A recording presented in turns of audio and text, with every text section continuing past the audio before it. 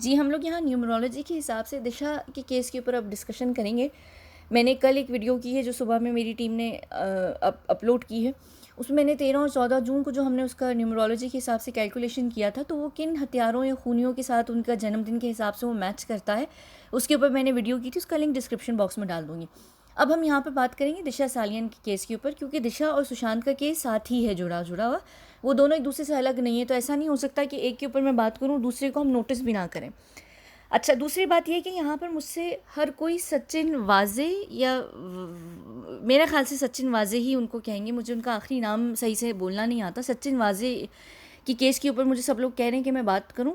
मैं अभी फ़िलहाल बात नहीं करूँगी, क्योंकि सुशांत की सीरीज़ की वजह से आप लोग मुझे थोड़ी सी भी मोहलत नहीं दे रहे। सुशांत की सीरीज़ की 2 वीडियोज़ जो हैं वो गालिबन अपलोड की जा चुकी हैं, लेकिन वो अभी तक पब्लिक नहीं की हैं, क्योंकि मैं अभी कुछ ये छोटी-छोटी वीडियोज़ कर रही थी ख़त्म करके, और फिर वो सीरीज़ कहीं पे भी नहीं भाग रही हैं, वो बिल्कुल आने वाली हैं।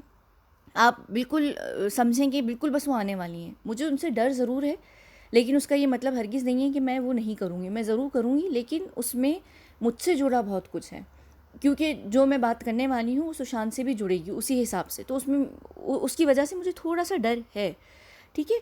अच्छा, उसके बाद यहाँ पर एक और मुझसे कोई बात कर रहा है, अंकिता लोखंडे ने कोई यूट्यूब पे कोई इंटरव्यू दिया है, उसके ऊपर मुझसे सब बात करने को कह रहे हैं।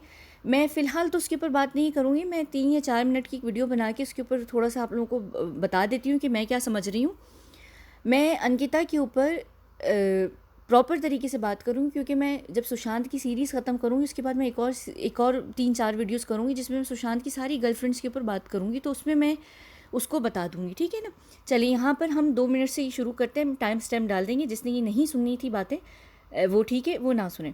सही है, अब यहाँ पर हम शुरू करते हैं। दिशा सालियन का जो जन्मदिन है वो 26 मई है 1992। 26 मई ही है गूगल पे भी, और इनकी इंस्टाग्राम की जो प्रोफाइल है, उसका जो हैंडल है, उस पे भी 265 इन्होंने अपने नाम के साथ लिखा हुआ है। अब इसको जब हम इसको एडअप करते हैं तो 7 नंबर बनता है। अगर आप लोग को याद हो कि 7 नंबर मेरा नैरेटिव है, जो मैं डे 1 से, अगस्त से, जब से मैंने ये शुरू किया है यूट्यूब, मैं बात कर रही हूँ कि 7 जून को ही दिशा सालियन जो हैं वो एक पार्टी पर जाती हैं, ना कि 8 जून को जाती हैं। 7 जून की रात को एक लेट नाइट पार्टी होती है, जिसमें वो जाती हैं, और 8 जून की सुबह में उनको ख़त्म कर दिया जाता है, उनको मार दिया जाता है। जब भी 8 जून को दोपहर में सुशांत के घर पर आकर हार्ड ड्राइव दी जाती हैं, और उसके बाद रात होते होते जो विश कन्या हैं वो सुशांत को छोड़कर जाती हैं, जो जलेबी वाली आयशा हैं, जो महेश भट्ट को कहती हैं कि अब आयशा मूव ऑन हो चुकी हैं। तो ये 8 जून ही को सब कुछ हुआ है। अगर तो 9 को हुआ होता तो हार्ड ड्राइव्स 9 को जाती सुशांत के घर से,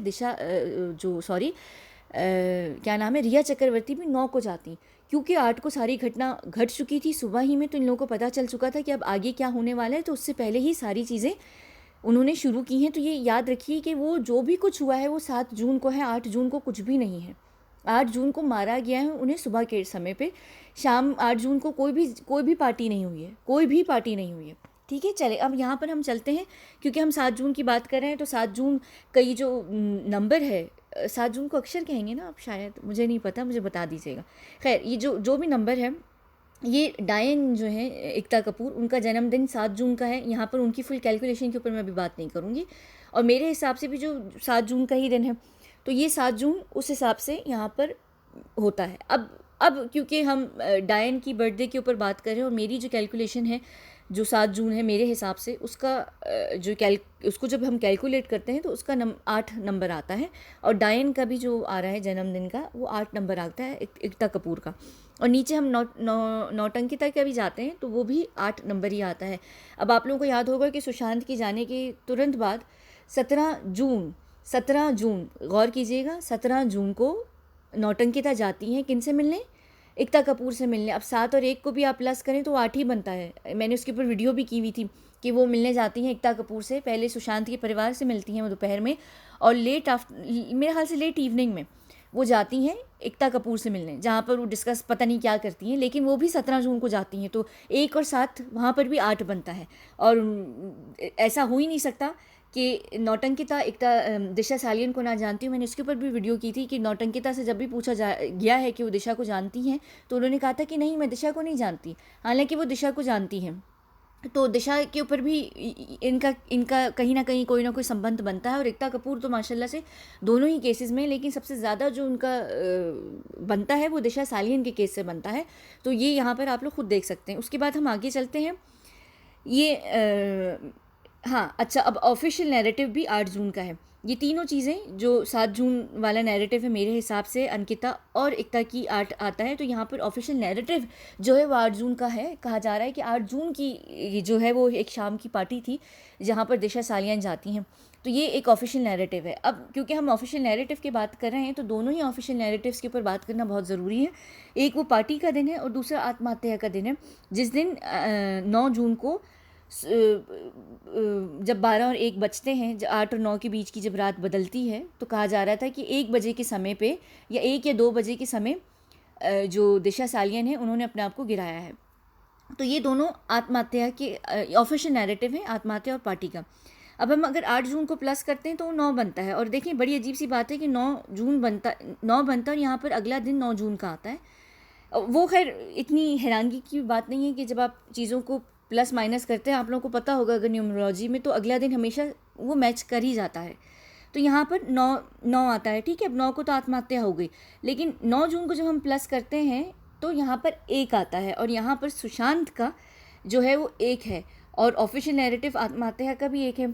और बड़ी अजीब सी बात यह है कि 9 को दिशा सालियन जाती हैं, उनका 1 बनता है और सुशांत जो कि कुछ दिनों के बाद वो भी ऑफिशियल नैरेटिव के हिसाब से आत्महत्या करते हैं, उनका भी 1 ही है, आत्महत्या ही है सुशांत से रिलेटेड। ऑफिशियल नैरेटिव में भी दिशा सालियन के 1 यहाँ पर आता है। तो पता नहीं क्यों ये कहीं ना कहीं मुझे ऐसा लगा कि ये एक तरीके से अगर इसको हम प्लस माइनस करते या हमें उसको कुछ पता होता तो ये एक सीक्वेंस निकल कर आया है, एक का सीक्वेंस निकल कर आया है कि दिशा ने जब जिस दिन आत्महत्या की 1 निकल कर आता है और अब जो अगली आत्महत्या करने वाले हैं उनका भी जो निकल कर आएगा वो 1 नंबर निकल कर आएगा। तो कहीं ना कहीं मुझे ये चीज़ें लगी थी और मैंने ये सोचा था कि मैं आप लोगों को यहाँ पर बता दूँगी। आप लोगों को क्या लगता है मुझे ज़रूर बताइएगा।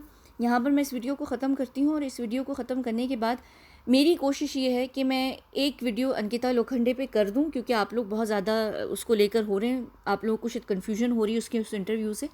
और सचिन जो उनका वो जो केस है, सचिन वाजे का जो भी वो केस है, उसके ऊपर मैं बात नहीं करूँगी, लेकिन हाँ मैं उसके ऊपर भी 1 या 2 मिनट की वीडियो ज़रूर डालकर आप लोगों को एक्सप्लेन कर देती हूँ कि मैं क्या समझ रही हूँ, मुझे क्या लग रहा है, ठीक है ना।